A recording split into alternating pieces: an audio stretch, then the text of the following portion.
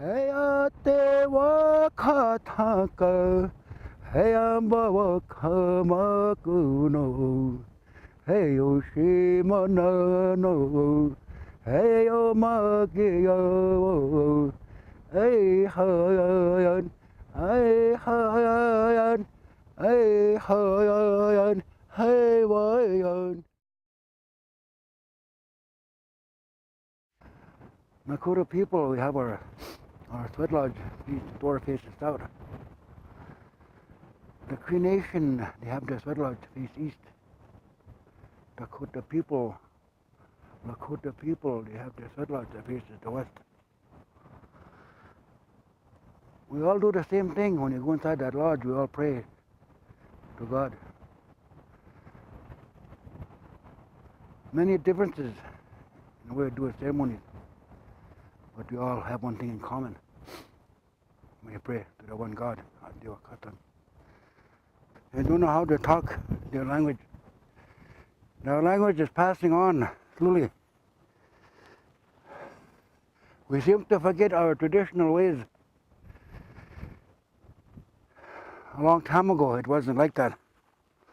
We all looked after each other, looked out for each other. Nowadays, it's different. This land right here is very sacred, belonged to Nakota people, and they shared it with all other tribes that came within contact, that they became in contact with. They shared that land. Not like today, we say we own that, that's ours. A long time ago, it wasn't like that. The Nakota, we had the Cree Nation, the Sioux Nation, the Dene, Dakota, Lakota.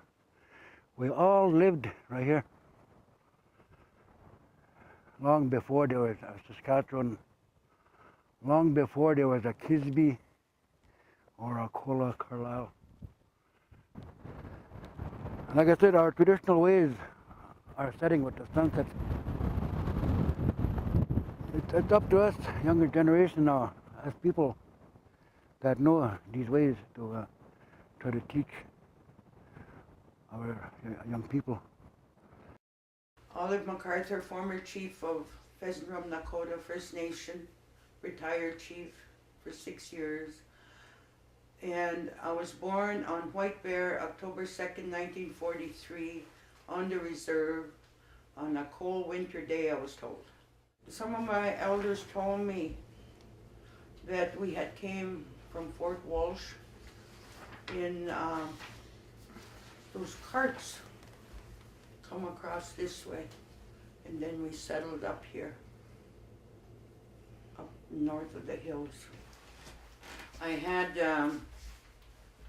the cultural upbringing from my father in regards to, and my mother in regards to, as a part of the cultural was the powwow dancing. And I love to dance. You go to powwow with barely any money in your pocket, but they always served rations or something, and you always managed to get there and get home and still have a real good time on least amount of money. And as well, I'm an entrepreneur. I've been like that for many years, off and on. If I couldn't find a job, I made one. In order to survive in this world, he said, you have to have education. So I got my degree in business admin and have worked in various areas, but never really forgetting who I am. You may have the education, but you also have to learn to be a human being and how to use this education, not only to say, I got this education. No, the book learning has got to teach you on how to deal with the real day-to-day situations, the real life.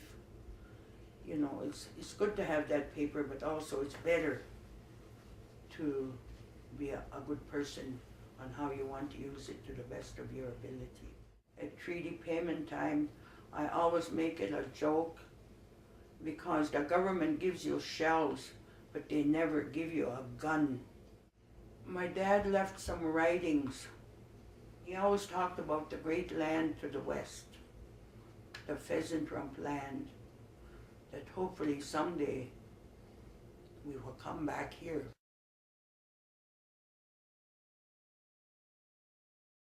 We went to residential school in a great big truck. I don't remember the day, it was 1940, but the date I never forget. There was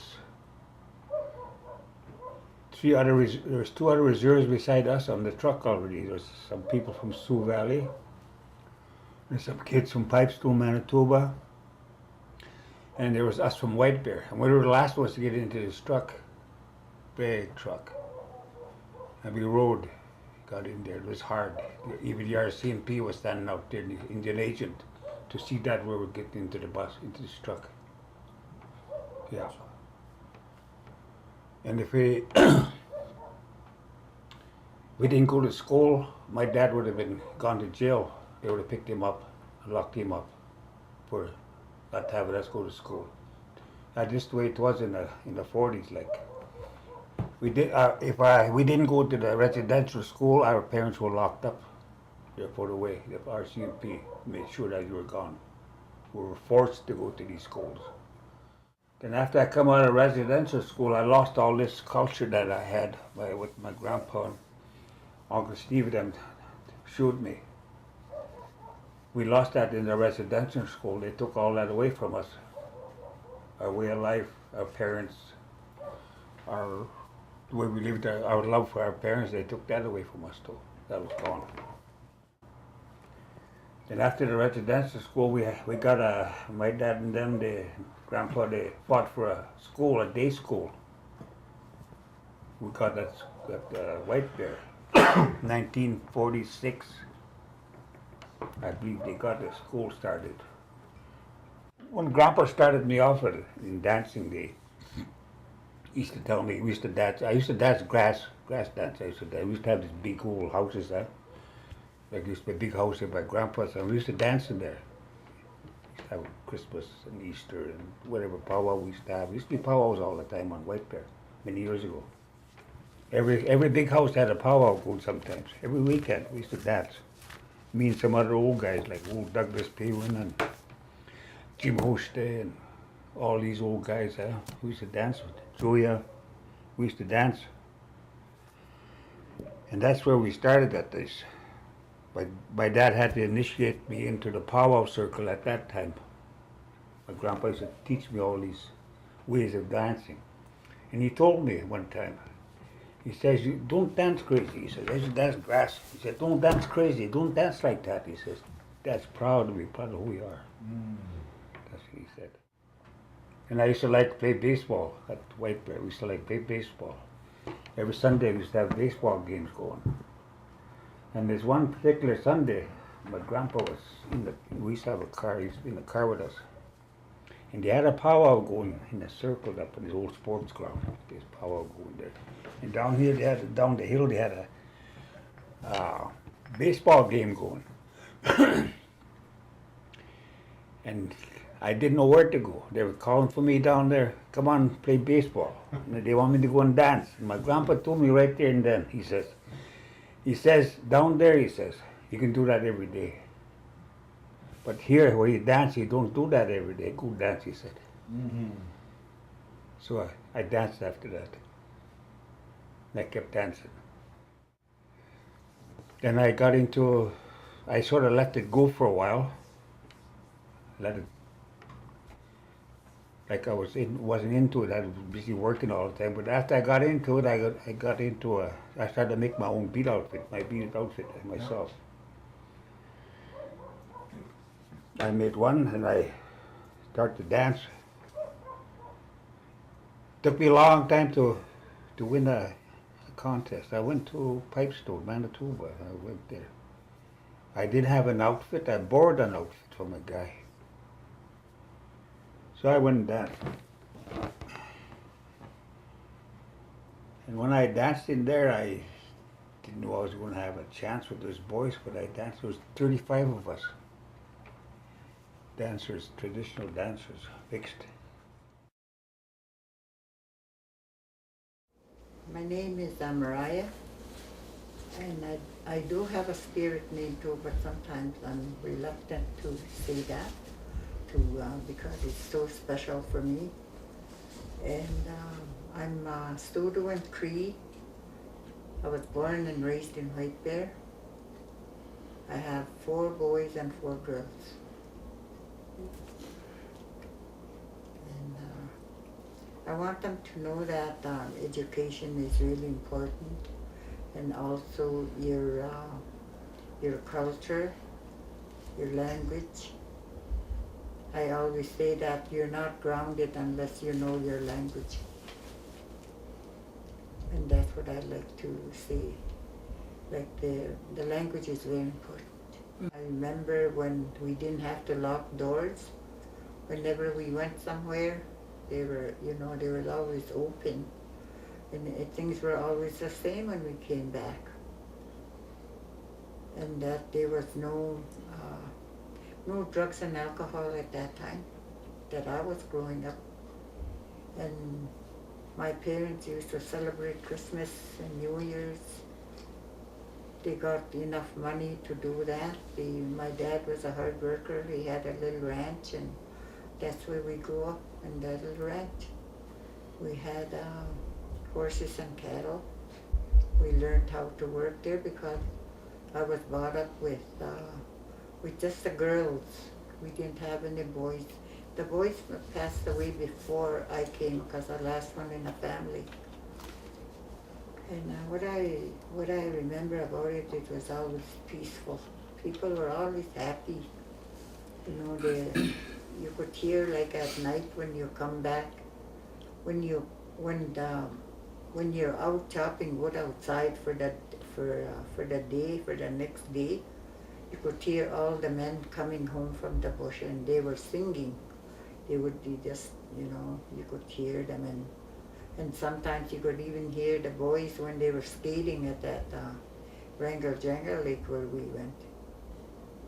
We had lots of work to do. Our parents taught us how to work. We couldn't be lazy. We just had to do. And we never got paid. Sometimes we got paid maybe 25 cents for when we cut pickets or drag pickets out of the bush and stuff. That's how we grew up. I think they need to know the historic point of view where the government moved the Pheasant Rump and Ocean Man people to White Bear. I think they need to know that.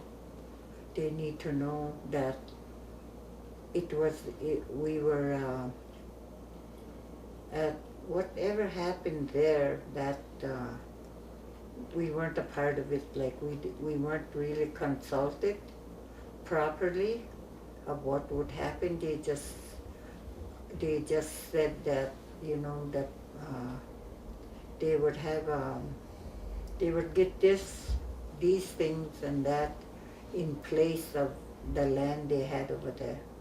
And I heard stories about how the process went, but I know that it wasn't very healthy when they marched them. I was told that they marched the 2 bands over here in March, and they had to walk with the escort of a police. And a lot of people like that came from over there. I know that one of the elders said that every time they asked him to tell the story, he would cry because it wasn't a very good experience. Mm. That's what little I know about that. There's a lot of things that have changed, especially in the 60s when they allowed the liquor to come here. Then, everything changed. Everything changed after that.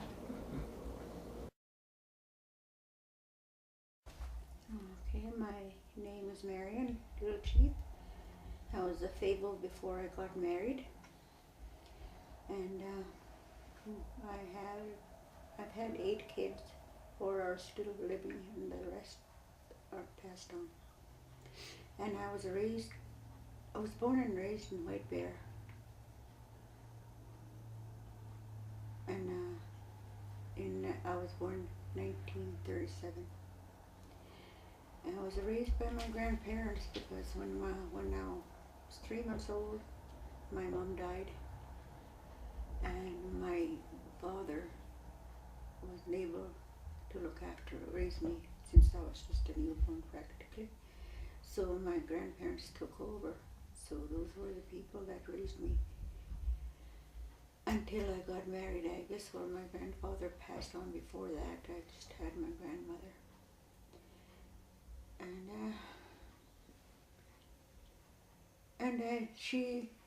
They taught me quite a bit, but it's at times I don't remember most of it because I was at the age that I guess I didn't really listen. But now that I'm getting older all the time, I start to remember here and there. And I'm also forgot to say that I'm Cree, and they also say that my grandparent, one of my grandparents was Soto. After them Soto. And my grandfather was the other way around. He talked to them in Cree. But mostly that's what I learned Cree more than I did Soto. I understand Soto, but I can't talk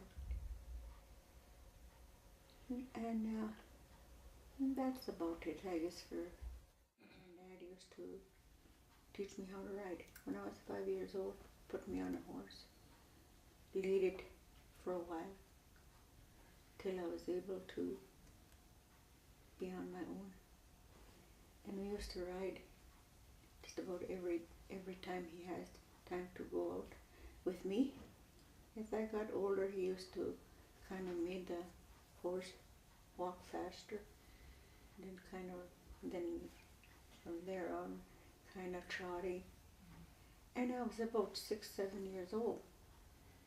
All of a sudden, he'd start making that horse run faster, and I had to try and keep up.